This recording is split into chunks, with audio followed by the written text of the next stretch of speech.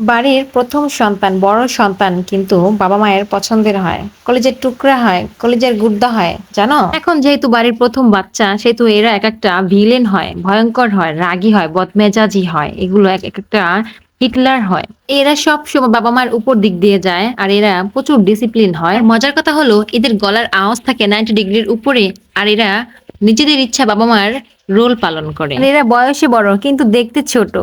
কোর্টের জজ। নিজেদেরকে কোর্টের জজ মনে করে।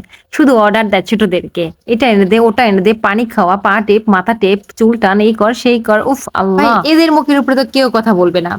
এমনকি বাবা-মাও না। এই বড় সন্তান নামক জিনিসগুলা এরা যা বলবে বাসার ভিতরে ওটাই শেষ কথা। আর এদের মুখের উপরে কেউ কথা বলবে না। আর এদের একটাই ধুমকি, চুপচাপ কর, নয়তো মাকে বলে দেব। আর বাড়ির লোকেরা এদেরকেই বেশি ট্রাস্ট করে, বেশি বিশ্বাস করে, ভরসা পায়। তাই সব দায়িত্বগুলা এদের ঘাড়ের উপরেই চাপাইয়া দেয়। এরা হয় ইন্টেলিজেন্ট, টপার, আর এরাই আর্ন করে। এরা নিজেদেরকে গার্জিয়ান মনে করে। আর এদের রাগ দেখলে বাড়ির সবাই থরথর করে কাঁপে। এদের রাগ হয় খুবই ভয়ঙ্কর। আর এদের কপালে আসে এমন ছোট বোন, লেজি, কুঁড়ে, অলস একদম। এরা অনেক ঘুম প্রিয় হয়, কিন্তু ঘরের চিন্তায় এদের ঘুম উড়ে যায়। এরা ছোট ভাই বোনকে মনে করে পাঞ্চিং বল, ফুটবল। যখন ইচ্ছেই মেরে যায়, যখন ইচ্ছেই ধপাস ধপাস লাগিয়ে দেয় দৌড়। আর ছোট ভাই বোনকে দেখলেই এদের কমন ডায়লগ, তোরে তো কুড়িয়ে পাইছিলাম ব্রিজের নিচে, রাস্তায়, পথে ঘাটে। এরা সারাদিন বেকার খাটে আর অ্যাশ করে ছোট বোনগুলা। আর এদের ছোট থেকেই শুনতে হয়, তুই না বড়, ছোট ভাই বোনদেরকে এটা দিয়ে দিতে হয়, খেতে হয় না, তোর খাওয়া দরকার নেই, ওদেরকে দে, ওদেরকে কান্দাইস না, জ্বালাইস না, মারিস না, ধরিস না। উফ, এগুলোই একদিকে বড় হলেও জ্বালা, না হলেও জ্বালা, ছোট হলেও জ্বালা, না হলেও জ্বালা। কোন দিকে যাব ভাই? মধ্যবিত্তিতেও নেই। জীবনটা তরকারি হইলেও বেশ ভালো হইতো। গাছে হইতাম, টুক করে ছিঁড়ে ঘরে নিয়ে এসে ধুয়ে কুচু কুচু করে কেটে ধুয়ে রান্না করে খেয়ে ফেলতো।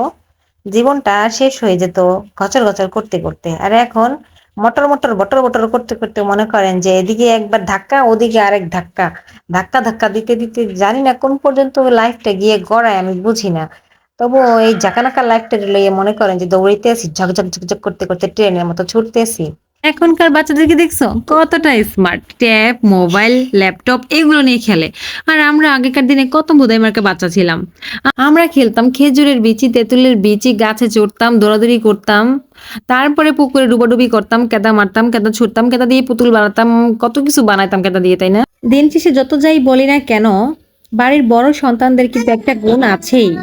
তাদের নিজেদের যতই মন খারাপ থাকুক না কেন, অন্যকে হাসানোর ক্ষমতা তারা রাখে। ছোট থাকতে ভাই বোনদের ভিতরে কিন্তু খুনসুটি চলতেই থাকে, আর বড় হলে দেখা যায় প্রচুর বিবাদ লেগে থাকে। আসলে এমনটা ঠিক না। বড় ভাই বোনদেরকে কিন্তু কিছুটা সম্মান করতে হয়। আর এটা বাবা মা থেকে কিন্তু পেয়ে থাকে, কারণ তারাই কিন্তু শিক্ষাটা দিয়ে থাকে।